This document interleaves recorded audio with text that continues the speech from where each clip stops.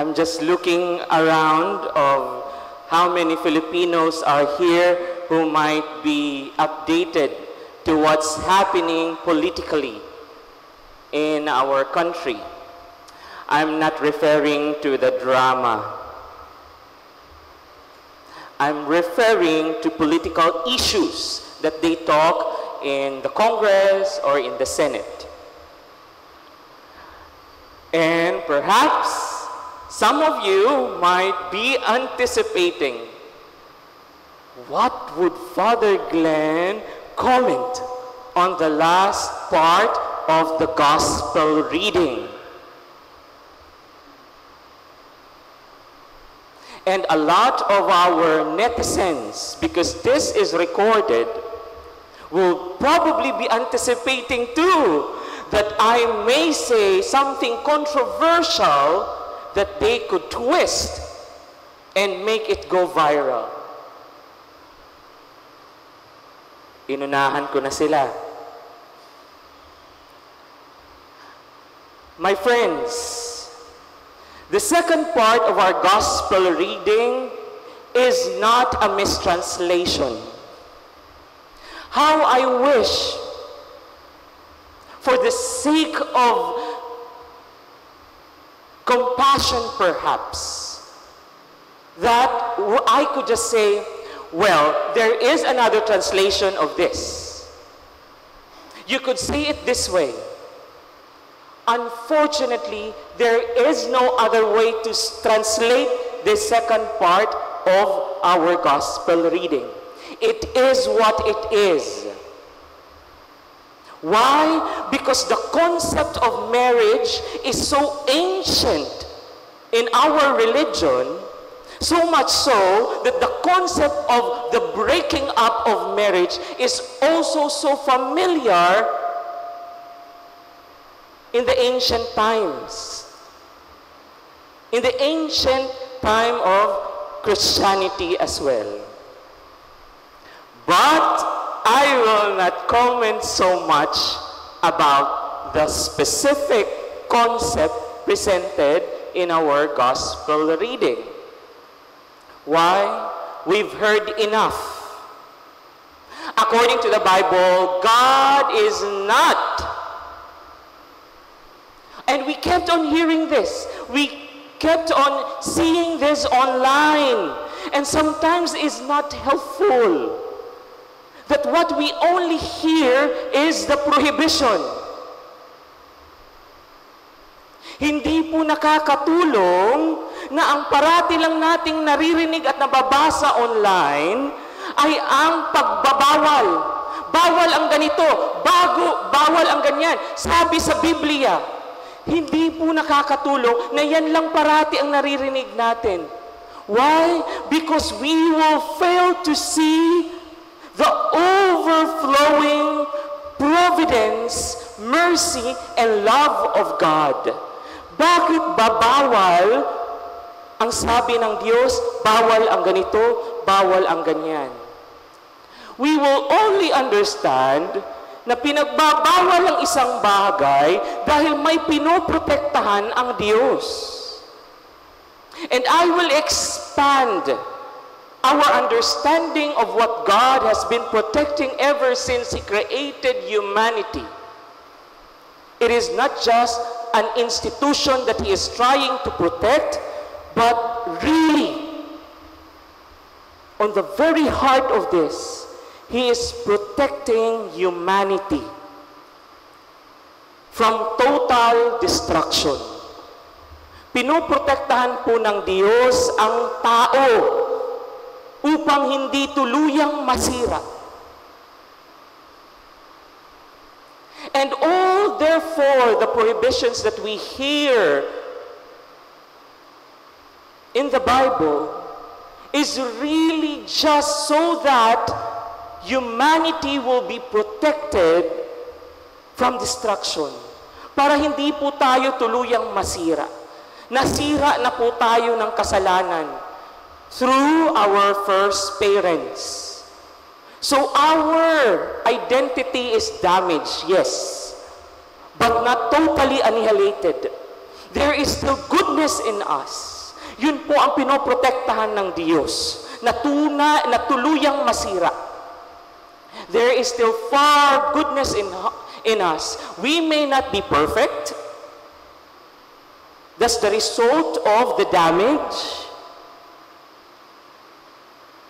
But not so much damage na kailangan na siyang i-discard. Hindi po.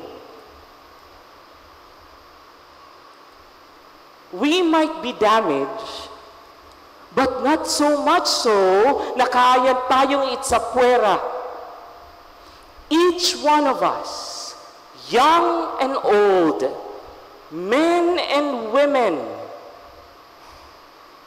intrinsically, sa kaibuturan ng ating pagkatao, there is goodness in us. That is what God wants to protect. And so therefore,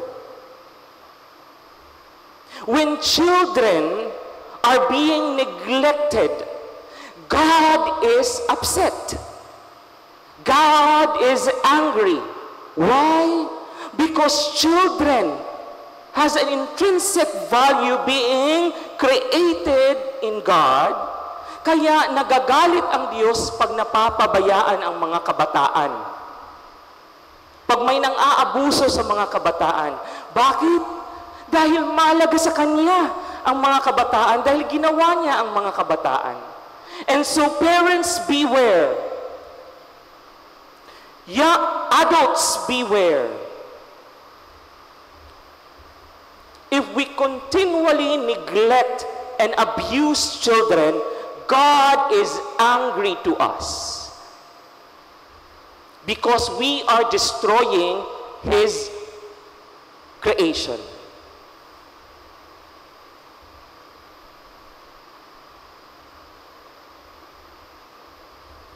When we laugh, when people has peculiar looks or peculiar mannerism or have physical appearance that is not of the normal, tinatawanan natin dahil may iba sa kanyang itsura o iba ang kanyang behavior, iba hindi katulad ng normal.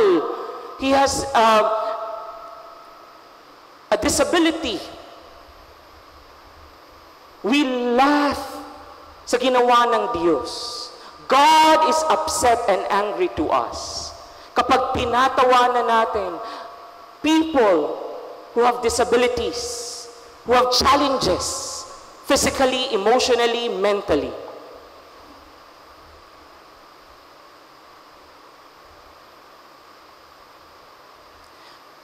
And when men hurt women,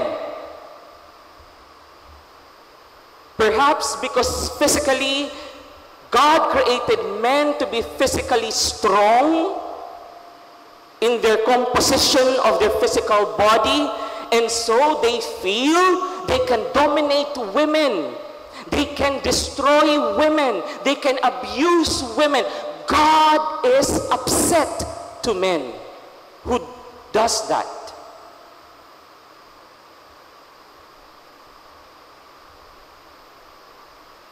Bakit walang nagsasalita online that God is upset when abuses happen?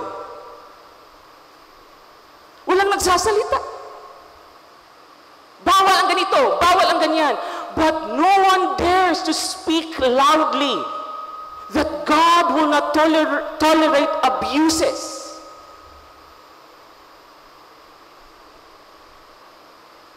Each one of us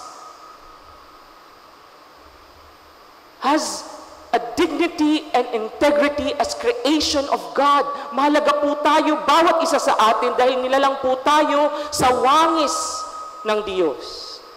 Each one of us is important because God has created each one of us in His image and likeness. And so why we cannot hear online that God will not tolerate abuses?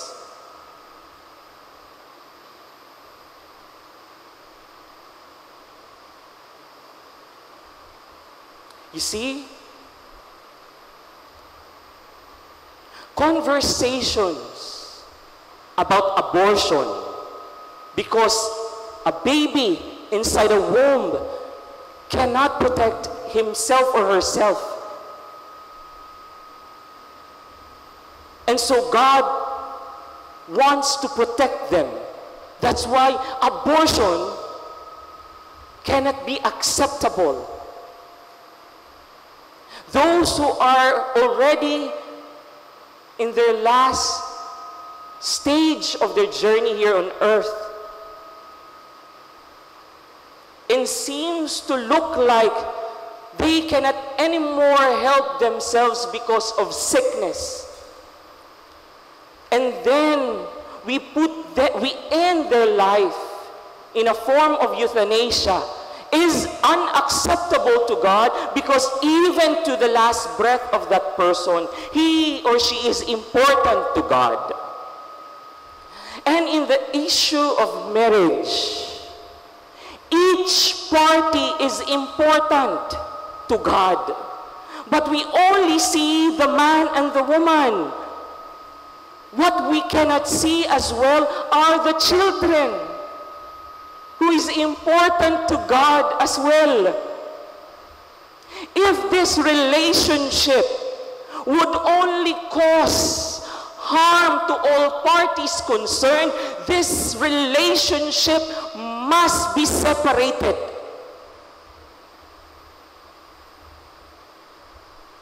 For the sake of the preservation of life, either of the man, the woman, or the children. Why? Because God is protecting our humanity.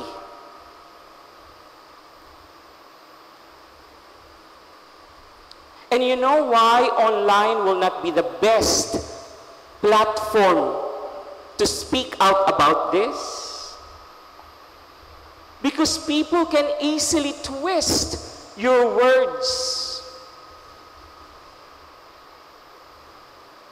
Do you think that people online are ready, just like you, have enough time to reflect on issues like this? No, they don't have time. The best way to convince them is to show them in person how we value life. Hindi po maipapakita online kung paano po tayo nagpapahalaga sa buhay. They need to experience it.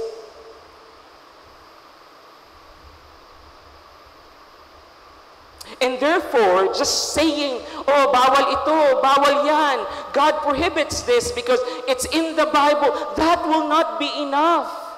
Because in order for you to communicate this well, people must experience it. Kailangan na maranasan ng mga tao na mahalaga ang ating pananaw sa buhay. And so we are now tasked by God to let people experience how we value life.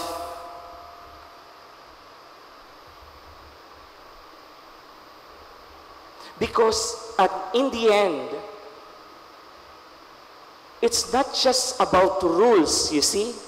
Hindi titigil ang ating pagiging Kristiyano sa pagsunod lang sa utos.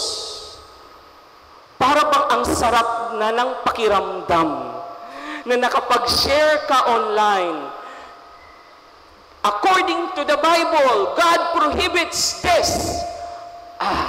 Sarap na i-share ko yun online. Tapos, paglabas mo sa bahay, tinawanan mo yung isang tao na may disability.